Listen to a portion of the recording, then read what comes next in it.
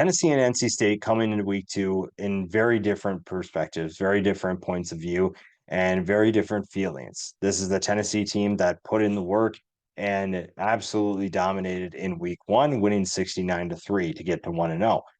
NC State also is 1-0, but they had a little bit more trouble with Western Carolina. 38-21, a game in which Western Carolina Catamounts were kind of in control of the game, and it didn't feel like NC State knew what it's doing. But again, it's week one. The fact that this line is set at 7.5, obviously it's Tennessee's the favorite, but I think that there are some things that NC State still can do to make this game interesting. But right now, it's easy to see why the Vols are the favorite. 7.5 points, that's really interesting. I think that if you're NC State, you know what you're worried about. I think that the biggest question is, can NC State handle the Volunteers offense? Can they slow down what is going to be one of the most explosive offenses in college football? That is a big question. And there are plenty of young players and new players that are going to have to play a bigger role in 2024. So it's going to be interesting to see how they handle that adversity. Now, if you're Tennessee, can you jump out to that quick start that you saw last week? I mean, every time I checked this game, it was Tennessee just scored a touchdown. And there's a reason why this is going to be one of the biggest and best, I should say, one of the most explosive offenses in college football.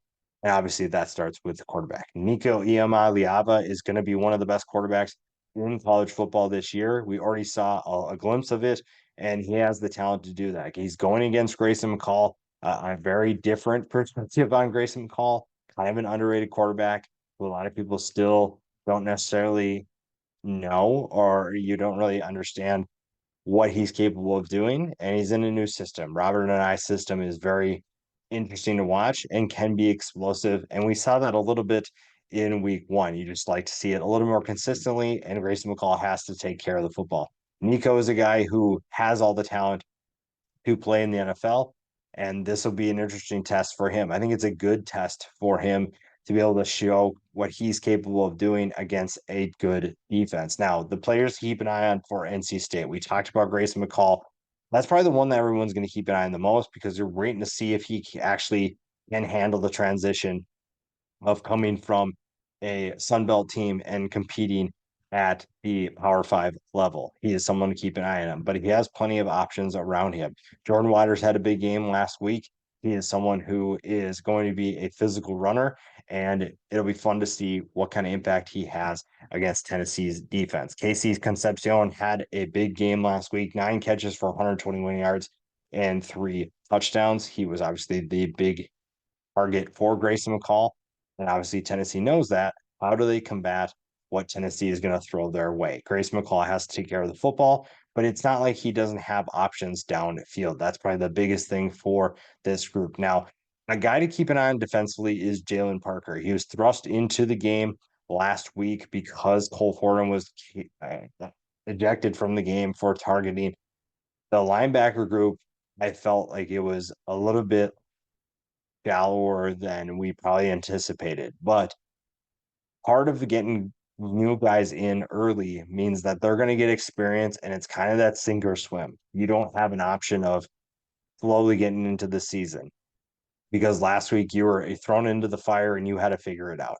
So certain guys will have to set their expectations, and certain guys will have to help them get them set up for success. Jalen Parker could be a really good player for NC State. He's maybe not going to play as much this week now that Forum is back, but we'll keep an eye on him because this defense is going to have their hands full with Tennessee. David Van is one of the players up front that is going to have a big game. If he's able to disrupt what Tennessee wants to do offensively, then you feel pretty good about NC State hanging around. Again, it's only 7.5. Yes, that is more in Tennessee's favor, and I think that says something about this game, but also it's not a monster line where NC State is already just out of it. So that's going to be an interesting group to watch. If they're able to get to Nico Iamaleava, then you're looking at a very different game than if Tennessee is just having their way. Now, Nico had a solid game last week, nearly completed 79% of his passes, 314 yards, and 3 touchdowns in a very short game for him.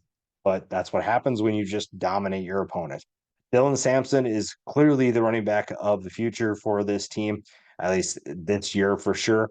He is someone who is going to have a major impact on the balance of this offense. Dante Thornton, we knew he was capable of big plays. We saw that last week. The defense is going to play a big role because I think Tennessee's offense will have plenty of success, but the defense has to find ways to slow down Concepcion, find ways to get Jordan Waters tackled in the backfield. So guys like James Pierce, Arion Carter play a big role there. And starting to get to the quarterback maybe rattles Grayson McCall. I think that you've seen in Grayson McCall's career, he takes care of the football. But if you're able to disrupt him a little bit more than he's probably used to, you feel pretty good about your chances there. So this Tennessee defense is going to be really interesting to watch just for the entire year, but they dictate how successful this team is in this game. Now, when picking this game, I feel like this one's pretty easy. It's Tennessee, but I don't necessarily know how much I trust the line. How much do I favor Tennessee? This feels like it could be a close game, and it feels like the Volunteers have too much talent and too much explosiveness for NC State to hang around for too long. It's just a matter of what do those third and fourth quarters look like? Because if NC State finds that they can hang around, then you're looking pretty good. But if they're getting tired and Tennessee's pace and explosive plays are wearing this team down, then Tennessee is going to pull away towards the end. I think that either way, Tennessee is going to win this game, but I'm intrigued to see what happens if NC State decides, hey, it doesn't matter what anybody thinks, we're going to come out and try to win this game or try to hit Tennessee in the mouth and see how they respond.